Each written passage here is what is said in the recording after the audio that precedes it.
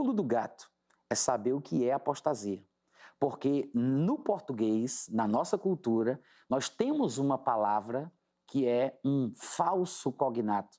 Na verdade, a nossa palavra apostasia, ela não é a mesma palavra apostasia do texto grego. Nós temos uma palavra apostasia, que ela, na verdade, é uma transliteração da palavra grega, né? Nós temos o A, o P, o O, o S, isso é português. Mas a palavra grega é alfa, pi, ômicron, sigma, são outras letras, é outra palavra, é outro idioma. Não adianta você pegar o dicionário Aurélio e olhar o que é que apostasia é e dizer, tá vendo aí, apostasia é abandono da fé, é desvio da fé, é negação da fé. Não adianta você fazer isso porque nós queremos estudar o significado da palavra grega. Então você tem que recorrer a dicionários gregos. E aí eu vou dar duas sugestões para o pessoal, inclusive para o rapaz que mandou um comentário aí. Primeiro, ele tem que procurar um dicionário, um léxico de Liddell e Scott, que se propõe a tratar sobre as palavras do período do grego clássico, que é antes do início do grego koiné, né? Que é no período do grego koiné, que vai vir a Septuaginta, vai vir o Novo Testamento. Então, que ele procure o dicionário de Liddell e Scott, que fala sobre as palavras na época do grego clássico. E a palavra apostasia está lá. Depois, ele vai procurar um segundo léxico produzido por Lamp, é o sobrenome do homem, né? É um dicionário da era patrística. Essa era patrística, ela vai mais ou menos ali do ano 30 e pouco, parece, depois de Cristo, até 900 e alguma coisa. Então é um tempo legal. Mas o que é interessante é você observar que nós temos um dicionário que fala das palavras gregas num período antes do Novo Testamento e depois, né, dos textos do Novo Testamento. E nesses dois textos, nesses dois dicionários, nesses dois léxicos, aparece a palavra apostasia e em ambos a palavra apostasia significa separação, distância, retirada, partida, desaparecimento e revolta. Todas essas possibilidades estão dentro do que é chamado pelos filólogos e linguistas, estão dentro do que é chamado de campo semântico. O domínio semântico da palavra envolve todos estes significados. Ah, mas como é que eu vou saber o que ela significa em determinado contexto? O contexto ajuda a compreender como a palavra deve ser usada.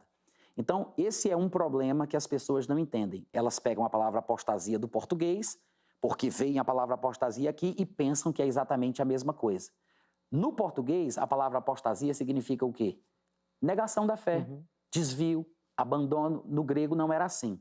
Tanto é que se você olhar as duas vezes em que o substantivo feminino da palavra apostasia aparece no Novo Testamento, embora não sejam as únicas vezes em que a palavra aparece, porque ela vai aparecer em outras classes gramaticais, aparece como substantivo neutro e aparece também na forma verbal. Ao todo, a palavra aparece 20 vezes no Novo Testamento. Só que as pessoas supõem que só aparece duas vezes, segundo Tessalonicenses 2:3 e Atos capítulo 21, versículo 21. Esse é o argumento do nosso colega lá do vídeo.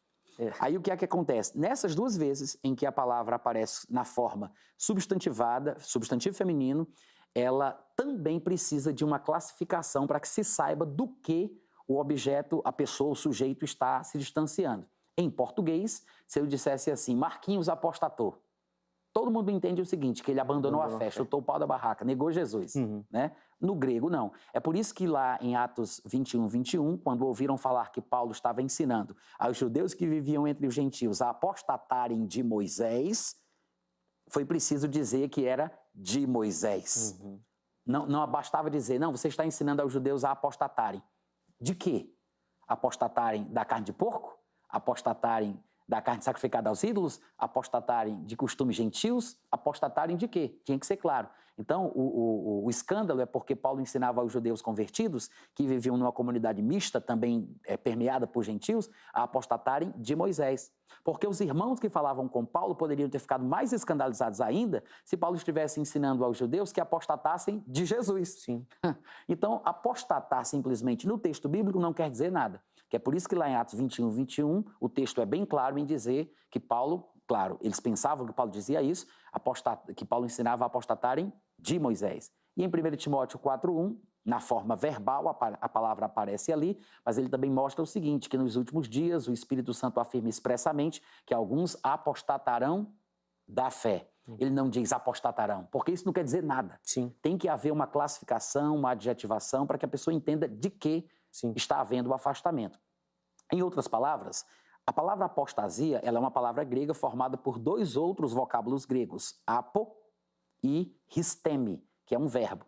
A palavra apo, inclusive, aparece em Apóstolo, Apocalipse, significa fora, né? Apocalipto, por exemplo, é sombra, cobrir.